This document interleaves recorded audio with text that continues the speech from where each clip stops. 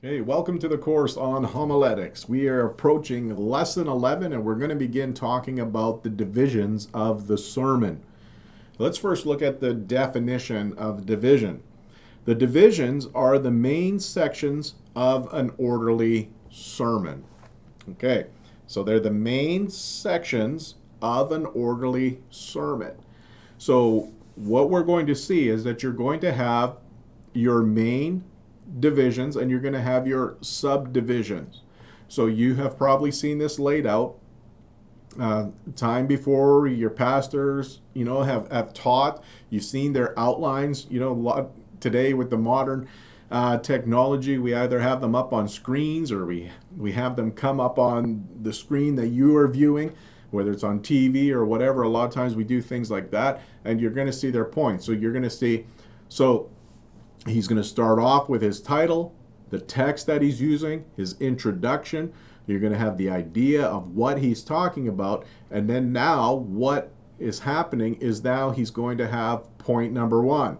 This is the first thing that he's going to say concerning that idea, that theme, or the topic that he's talking about. Then he's going to have a point two. What's the second thing that has to do with it? Number three, what does that have to do with this theme, in this text, this idea? So the divisions and the subdivisions are all derived right from the text that you are working with, okay?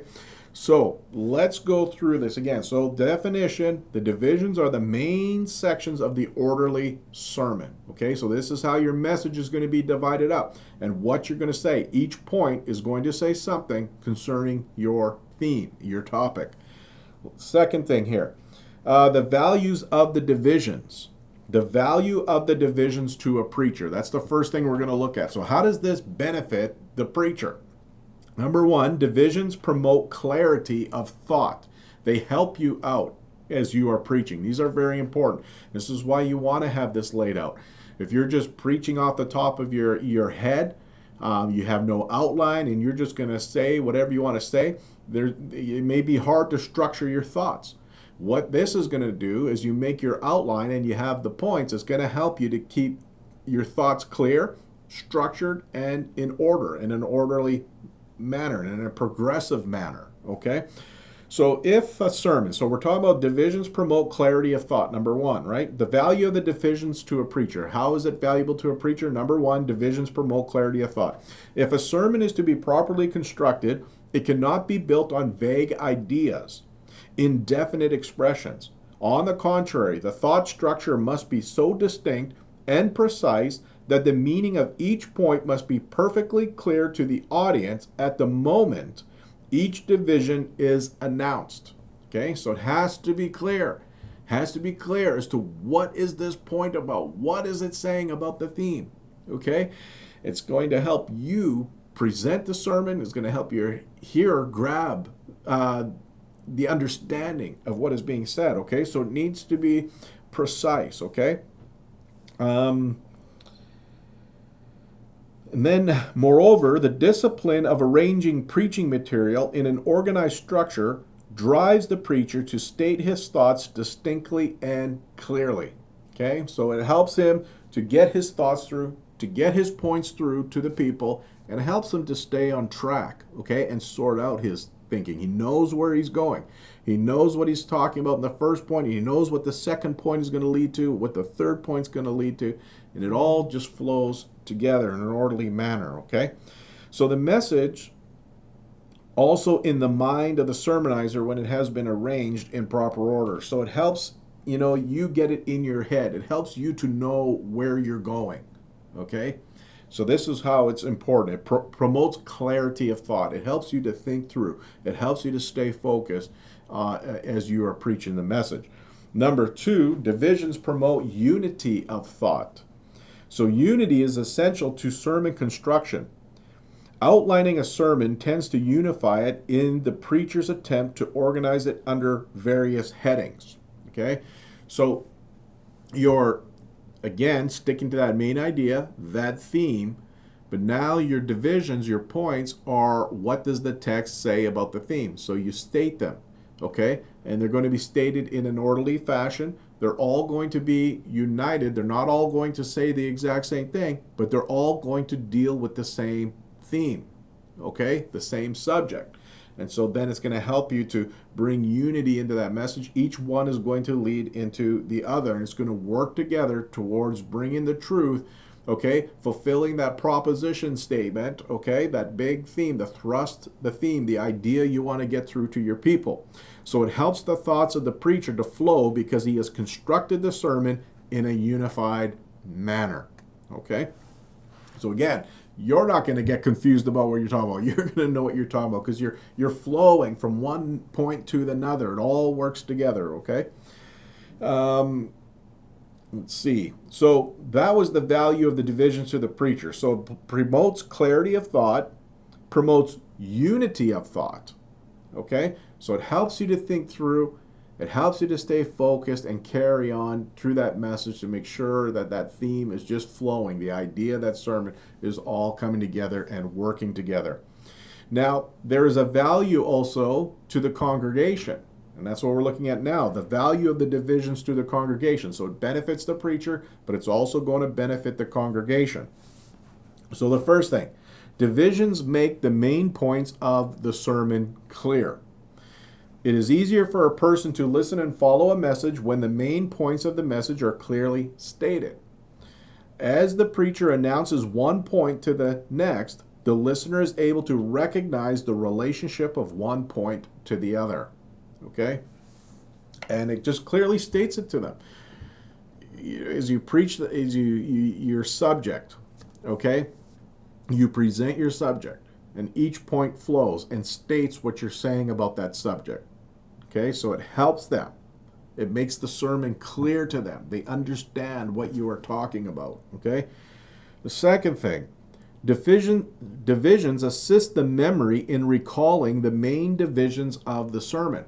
Okay, so when a person is going to think back about the sermon, if they've been paying attention and following, or even if they take notes, they're going to write down, they're going to have your title, they're going to have your text, they're going to have, maybe they write down something, maybe they write down your proposition statement there, and then they're going to also have the point. Point number 1 in verse 15 or whatever, it's this.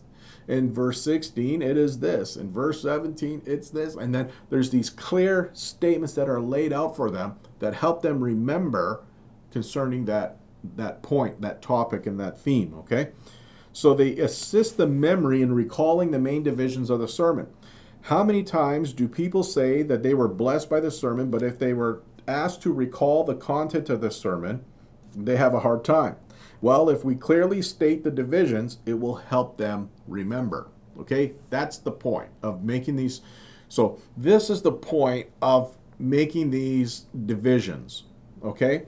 It's to help the preacher to be clear and to help him think through, okay, in a unified, structured manner, okay, clear in thought, and help him to flow from one point to the next, okay, one thought to the next, and then help the listener follow through on each thought from one to the next, and to understand that thought and how it relates to the theme, okay?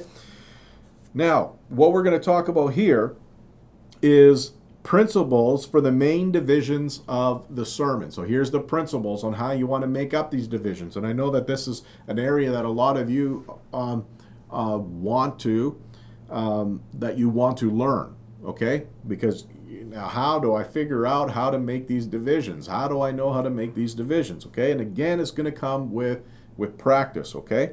But let's look at these principles. Number 1, the main divisions should grow out of the proposition.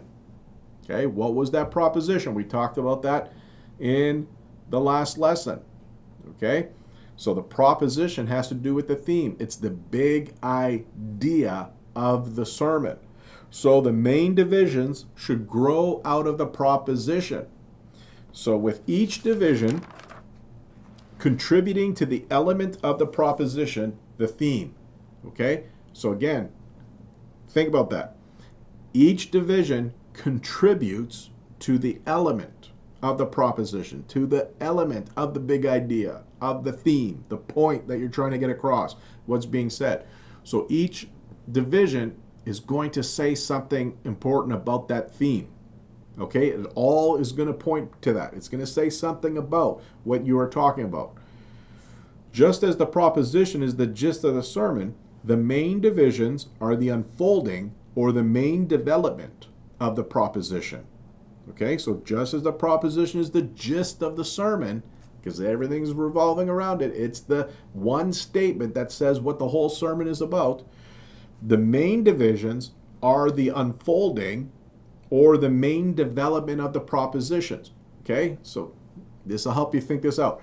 So that proposition is that statement that tells you what this message is about. The main divisions unfold that. Okay, they start to present now. Each division begins to unfold that idea and tell you something about that idea. Okay, so each main division must be derived from the thesis or like the proposition, and it serves as an explanation. It explains the idea. It explains the thought. Okay, it gets a truth through to the people. Okay, so that's what you want to do. The main division should grow out of the proposition. Okay. Second, the main divisions should be entirely distinct from one another. Now, but what we mean by that is that each division must be drawn from elaboration of the proposition.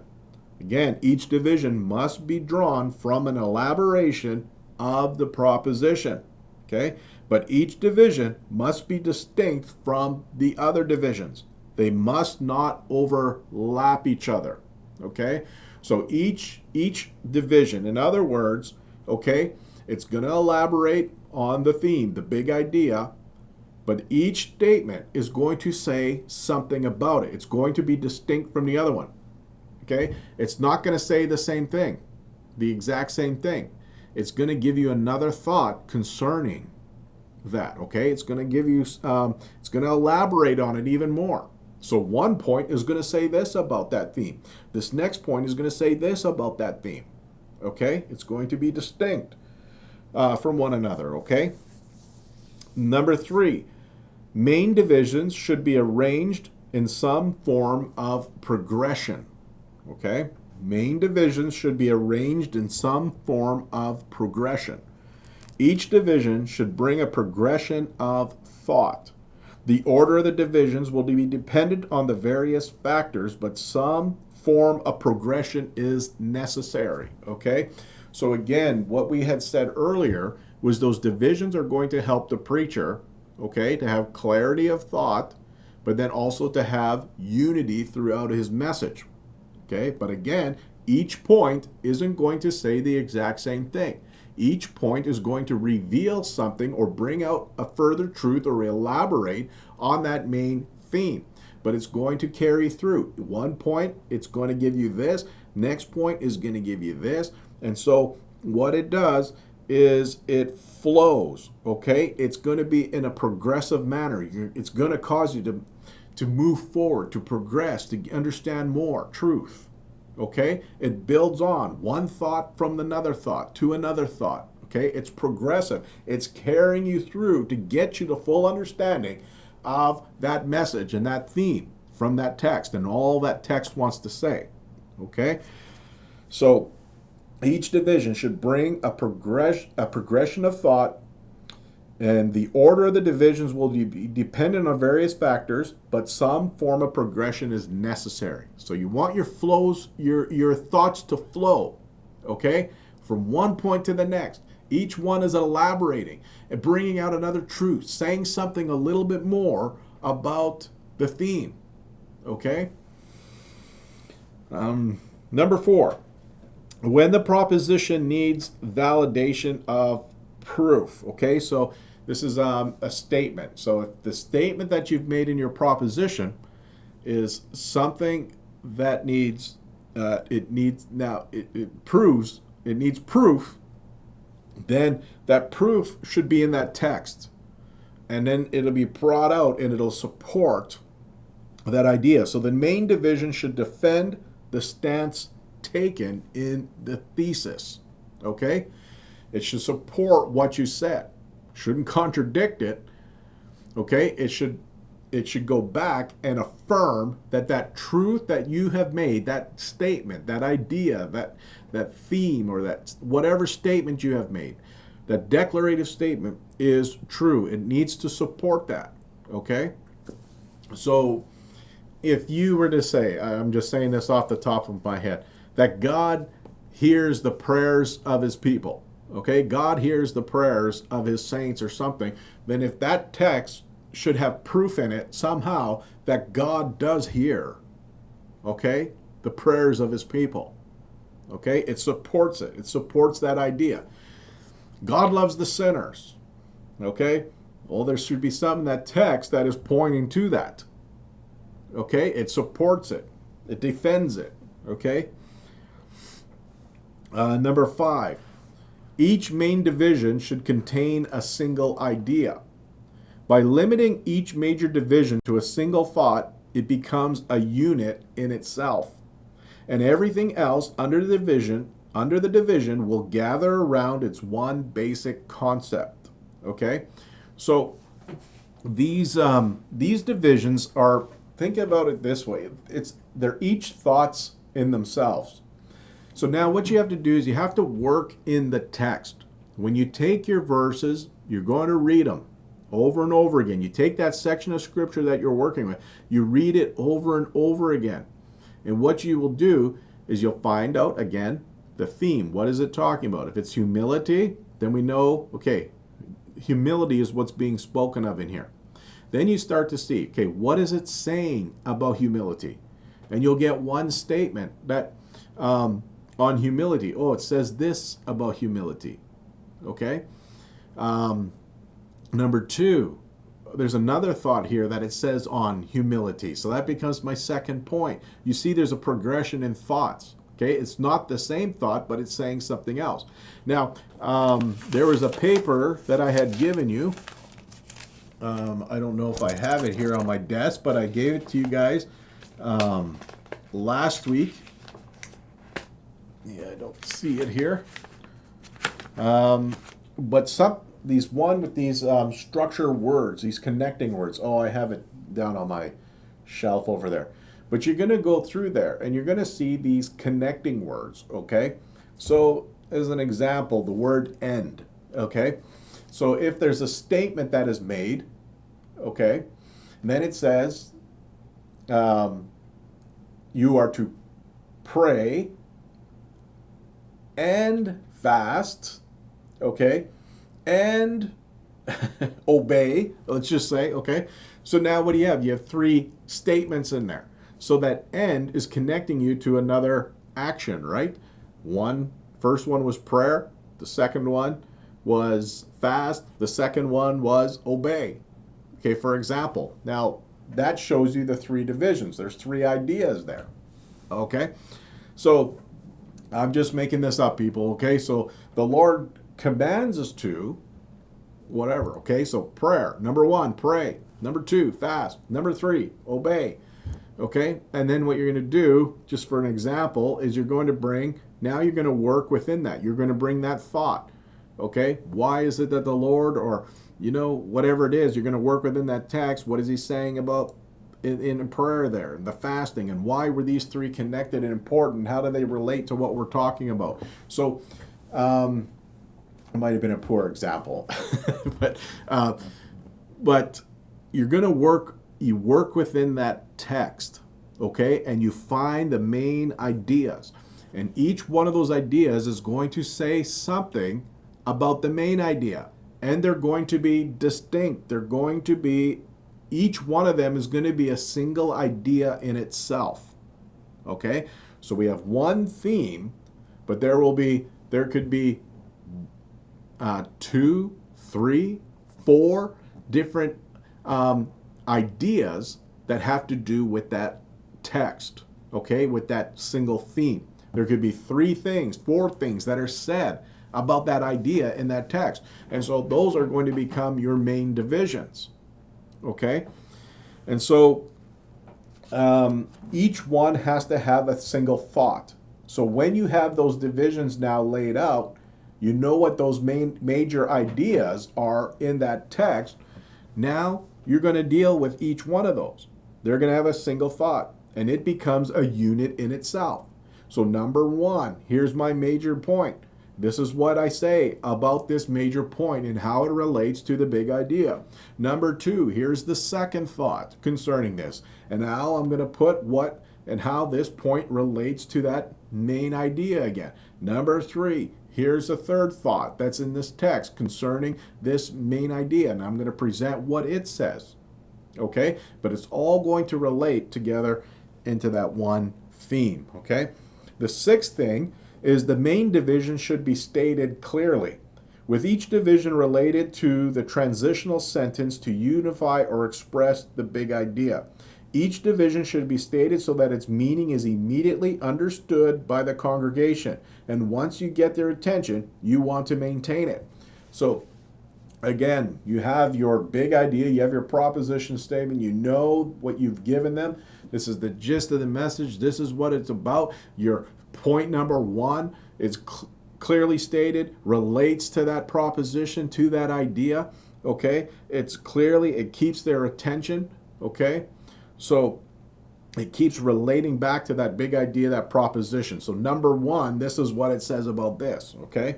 Number two, this is what it says about that. Number three, this is how it relates to this. Okay? And so it keeps the attention of the people and it flows. It keeps that idea going. Number seven, you want to limit the amount of divisions to as little as possible when you're working with these divisions, okay?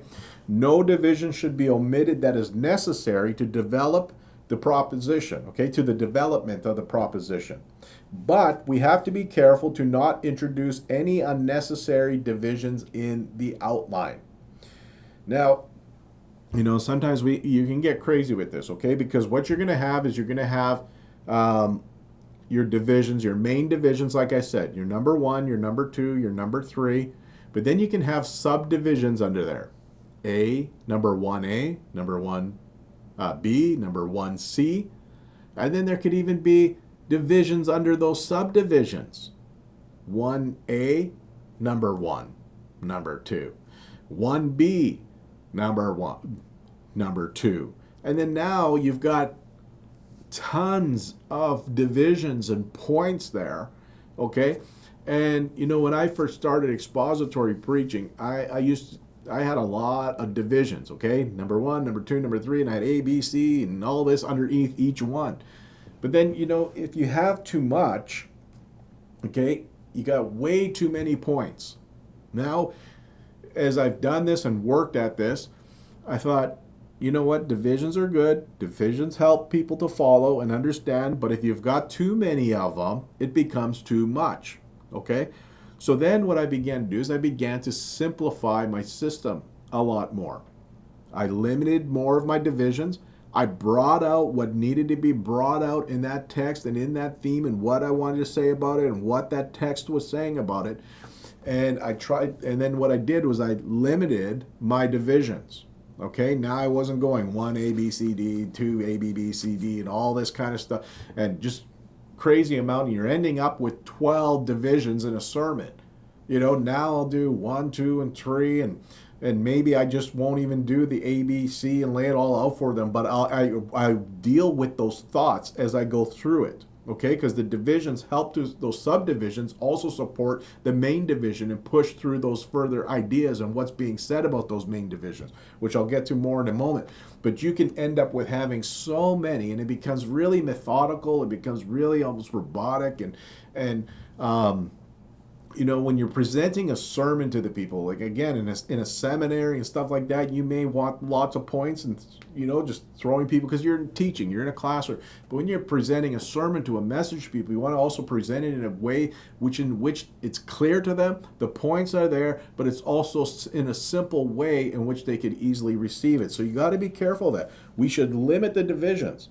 There should be at least 2 points, or there are no divisions, okay? You know, you'd only have a number 1, okay? Or it should only be the one thought.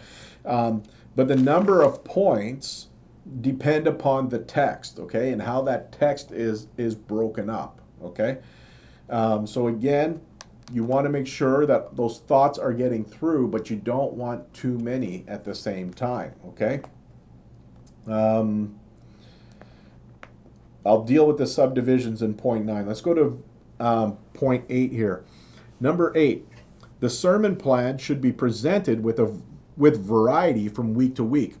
Let me give you an example, actually, before I get into that. You notice in these lessons, you've had a lot of points. Number 1, A, B, C, D. Then we get number 2, and then maybe, oh, there's seven parts to a proposition or something, whatever, what we've been dealing with. Now, if I was preaching on Sunday, as I was preaching a message, for example, I wouldn't be doing it like this. This is just way too many points. But we're in a classroom. Well, not really, but this is school and it's virtual classroom, I guess. And so we're going through this because this is helping you to learn, okay? So then it's helping you to prepare a sermon for the people. This is different. This is classroom, so we will use the points, okay? But you want to, this is the way I do it anyway. I simplify it for my preaching, okay? And I found that it is more effective that way when I do simplify it, okay? So number 8, the sermon plan should be presented with a variety from week to week, okay? And here it's just saying that most sermons have 3 points, but we should vary it from week to week depending on the text that we are dealing with. So every Sunday shouldn't be, okay, Pastor Ken's got a 3-point sermon every Sunday, so what are the 3 points? Well, it varies, right? Depending on the text that I'm working with. Okay, it may have 4, it may have 5, but I don't want to get up 9, 10, 7, you don't want to get too high. You start getting higher, then you probably want to break that up into a part 1 and a part 2, okay? So most sermons have 3 points, but we should vary it from week to week depending on the text that we're dealing with. We should transition from division to division by not mentioning the numbers, but using the transition, okay? Transition words. Here's the thing, okay? When you're doing it, okay, so when you're preaching, okay, you're in point number 1. You're going to say, okay, point number 1, A. Point number 1, B. Okay, we're not gonna do it this way. We're gonna use transition words. Okay, you can number 1, but as long as you don't have too many points and too many subdivisions, okay, it's just not gonna sound good. It's better to say, now you make your proposition statement. You know what your discussion's about. Okay, there's power in prayer, or number 1. You're going to make that statement, but you're not going to say number 1. The thing is, the first thing this text mentions concerning the power of prayer is, okay, so notice I didn't say number 1. So the first thing this text says concerning this, okay, then as I come to the end of that and say what I wanted, secondly, the text says concerning this is da da da da. And then thirdly, the text says concerning this, the power of prayer, is that it, and then you go on, just for an example, okay? So that's the example of using transition rather than saying number 1, number 2. So number 1, power of prayer, da da da. Number 2, you hear preachers doing it all the time, but it just sounds a little better when you say, okay, the first thing about the power of prayer is, now secondly, what we have to say about the power of prayer, it just sounds a little bit better that way, okay? Number 9, subdivisions should amplify the main divisions, okay? So now here's where we get into the subdivisions. So talked about main divisions. Main divisions are those main ideas about what is being said about the theme, okay? So it's all one idea, but there's separate things. What are those main thoughts concerning that idea? Now, the subdivisions are derived from their main divisions. So once you know what your main divisions are, you'll be able to see and identify if there are subdivisions. There's not always subdivisions, okay? So know that. Don't force the text in putting subdivisions. There's not always a subdivision. Sometimes it's just a main division, the main thought and idea. Okay, so subdivisions are derived from their main divisions. and they should be in a logical development. They have to amplify or bring more detail for the main divisions. Okay? So when you have your main division, okay, now I should have brought an outline of mine here and then worked through this with you and gave you an example. I'll do that in future lessons, okay? When I get to the whiteboard, okay, and then we go through this and I'm going to show you on the whiteboard and stuff, I'll have outlines and I'm going to demonstrate this for you with a text, okay? Right now, I'm giving you the explanation, okay? So if you're having trouble following this, just wait. We'll do this all at the whiteboard in one of the upcoming lessons, okay? When we get through the understanding of all the parts of the sermon, then we'll go there and we'll work it all out, okay? So you can see it, okay? I'll demonstrate it for you, okay? So don't get too worried right now, okay? So subdivisions, again, derived from main divisions. They should be logical, in a logical development. They have to amplify or bring more detail for the main divisions, okay? And again, if it's not there, it's not there. But you'll know by reading it because you'll point out, right? Your main divisions. You'll begin to see what those main ideas and thoughts are that support that main idea. And then after each main division, you're going to see if there's something that is said about that main thought. If there's something else that is said about that main thought, then that is what is going to become your subdivisions. Okay? So again, your subdivisions are derived from the main divisions. Okay? They amplify or they bring more detail about those main divisions. They're not divisions on themselves.